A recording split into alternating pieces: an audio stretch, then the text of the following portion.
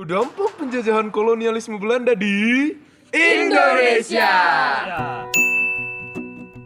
Jadi, sebelumnya perkenalkan saya Togi Samuel Arwan. Saya Tabita Siahaan. Saya Firda Siregar. Saya Raspita Sigiro. Saya Furianto Tarigan. Dan saya Niksometu Henry Abdil Junior Sembolon. Jadi, kami dari kelompok 1.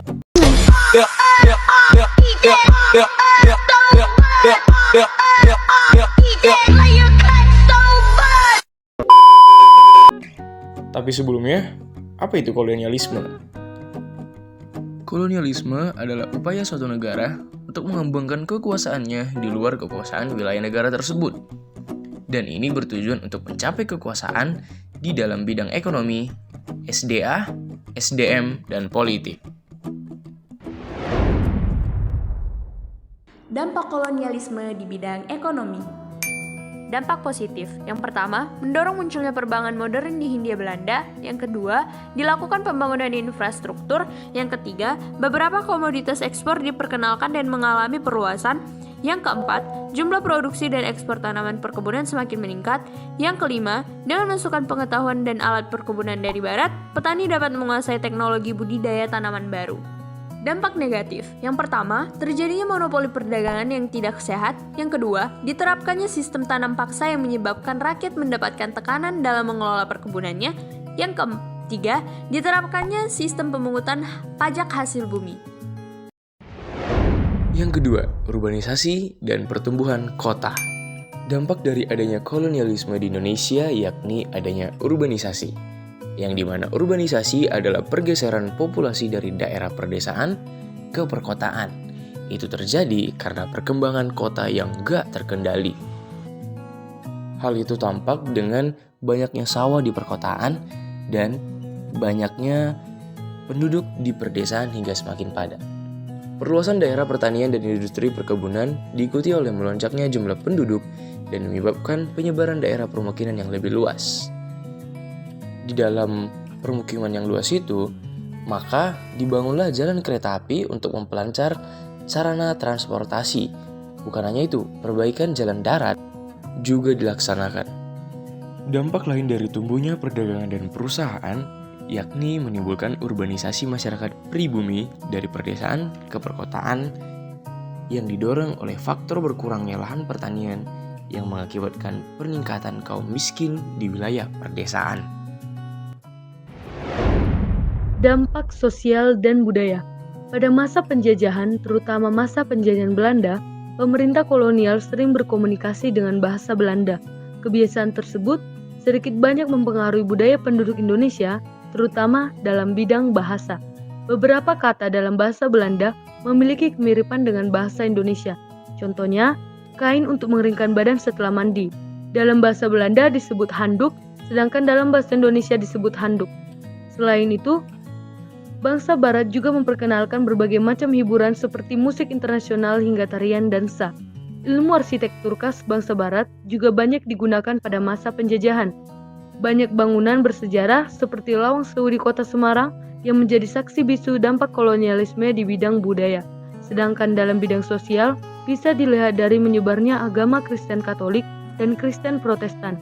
Penyebaran agama Katolik dan Kristen Protestan tidak lepas dengan para misionaris yang berasal dari bangsa Barat. 4.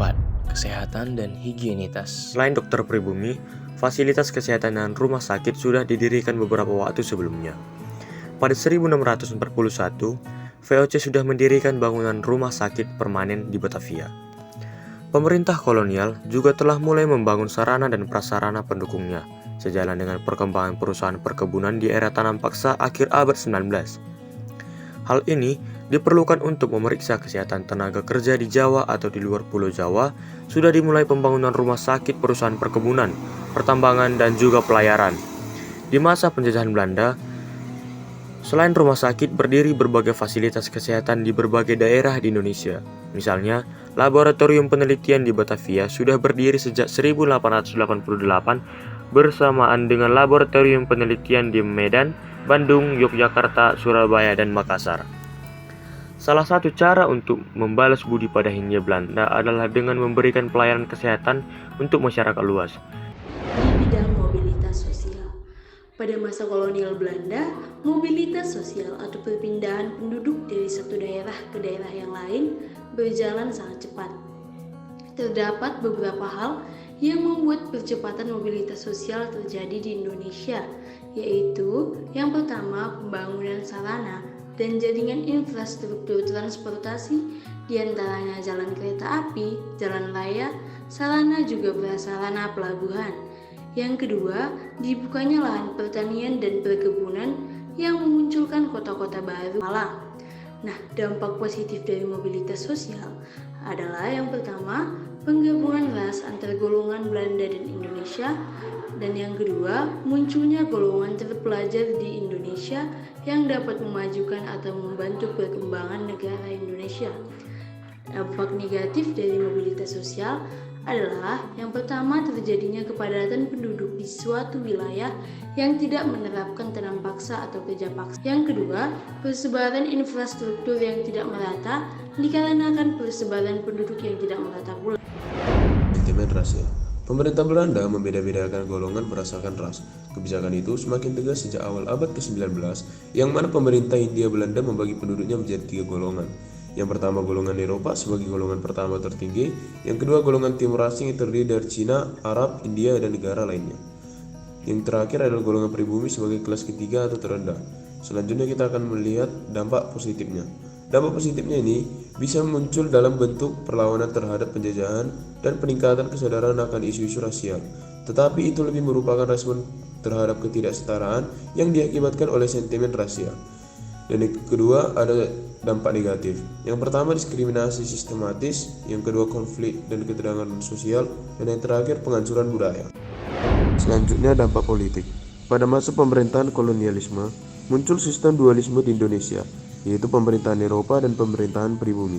Eropa memimpin sebagai residen yang memimpin keresidenan dan asisten residen yang mengepalai afdeling atau setingkat kabupaten. Sementara itu, orang pribumi memimpin dengan jabatan bupati, pemimpin kabupaten, dan dibantu oleh seorang patih wedana yang memimpin distrik, hingga asisten wedana yang berperan sebagai pemimpin desa. Dalam bidang politik bangsa barat di Indonesia menyebabkan semakin hilangnya kekuasaan politik dan para penguasa Indonesia yang beralih ke tangan Belanda. Hal tersebut dibuktikan dari beberapa faktor. Yang pertama, penerapan sistem indirect rule atau sistem pemerintahan yang tidak langsung, yaitu dengan memanfaatkan penguasa-penguasa tradisional seperti bupati dan raja yang memerintah atas nama VOC. Yang kedua, munculnya berbagai perlawanan rakyat Indonesia terhadap pemerintah Hindia Belanda. Yang ketiga, Belanda sangat berpengaruh dalam menentukan kebijakan politik kerajaan karena intervensinya. Yang keempat, bupati menjadi alat kekuasaan pemerintah kolonial. Mereka menjadi pegawai pemerintah kolonial yang diberi gaji, padahal menurut adat penguasa tradisional tersebut mendapat upeti dari rakyat.